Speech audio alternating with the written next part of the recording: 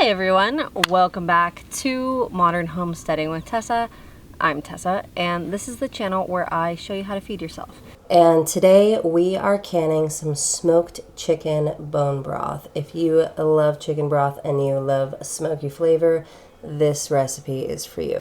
So after I part a chicken out and take off the wings, the breast, the tenders, and the leg quarters, this is what's left. But these are wonderful, absolutely wonderful for making bone broth. And that way nothing gets wasted. And so we're gonna go throw these on the smokehouse and get them roasted.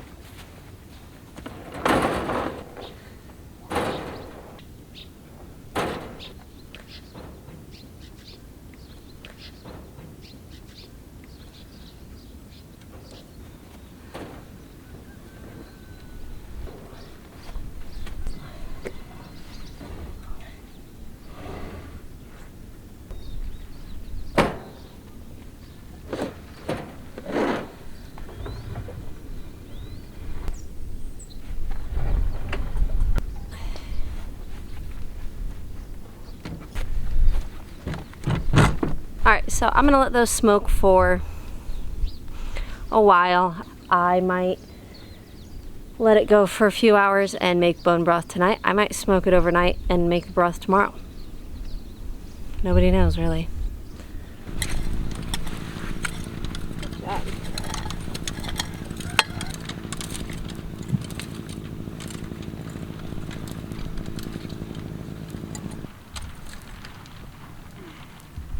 That's a stinging little.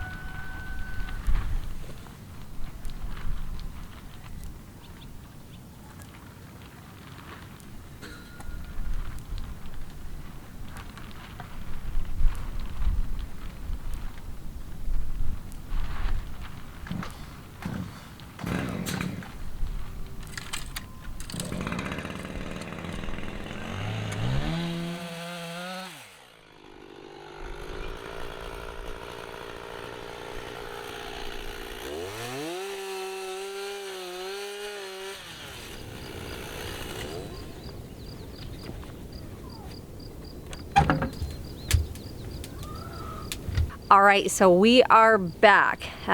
These guys have been smoking for about 10 or 11 hours and they look absolutely delicious and phenomenal. So we're gonna pull them out of the smokehouse, take them inside and take them to the next step.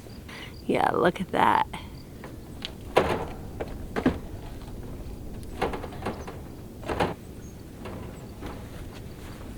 So we're gonna get the chicken into the roasters and get them going.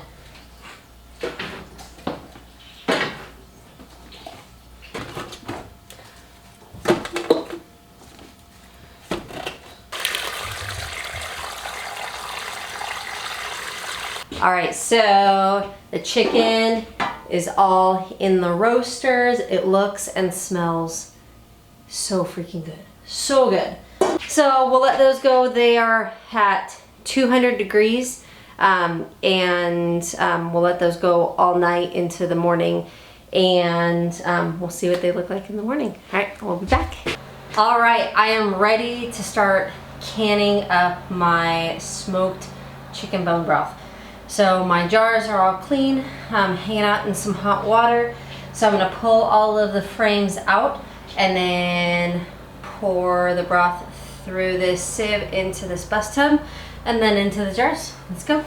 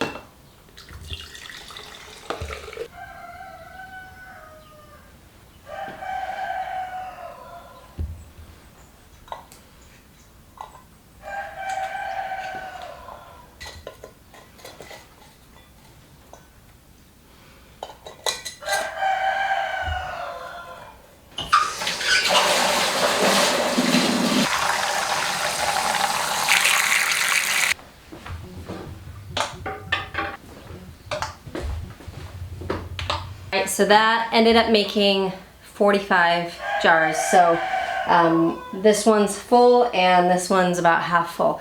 So we'll get them processing, and they need to process at 10 pounds of pressure for 20 minutes.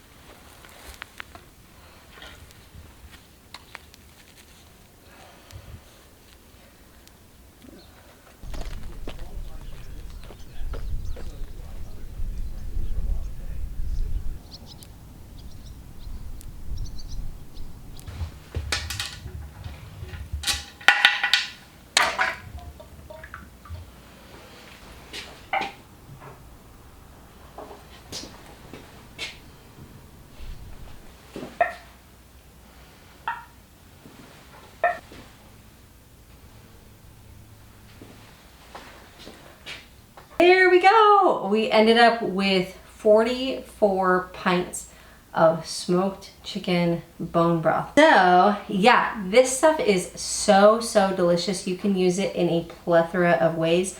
When I make it, I don't add any salt to it because sometimes when I'm cooking with it, I already have salt in another ingredient, or I'm cooking it down a lot or whatever, and I like to salt it when I cook it.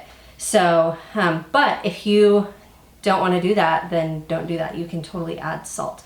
Or if I'm sharing it with somebody who's trying to, you know, stay on a low sodium diet, they can add whatever salt they want. So some ways that you can use it. First of all, just sipping it. Just warm it up and add a little salt to it. You can also add a little hot sauce if you want some hot sauce, and just sip it in a mug, especially if you're sick. It is fantastic. It's very healing and nourishing to your body. You can add it to soups and stews, obviously, but you can also cook your grains and pasta in it. So like your rice, instead of just cooking it in plain water, cook it in bone broth to take it to the next level. Your pasta, cook it in bone broth to make it absolutely delicious. Potatoes too. So if I'm making mashed potatoes, I will cook my potatoes in broth and then use the leftover broth after I'm done cooking the potatoes to make my gravy, and it just tastes phenomenal. Or cooking beans in it. And you know, if you're cooking dry beans, you don't want to add salt at the beginning anyway, so not adding salt leaves it open for that option as well.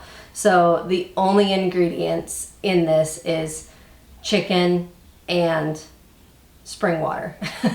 So that's pretty cool. So yeah, like this video if you like this video, and hit the subscribe button if you want to see more homestead stuff. And I'll see you guys next time. Bye.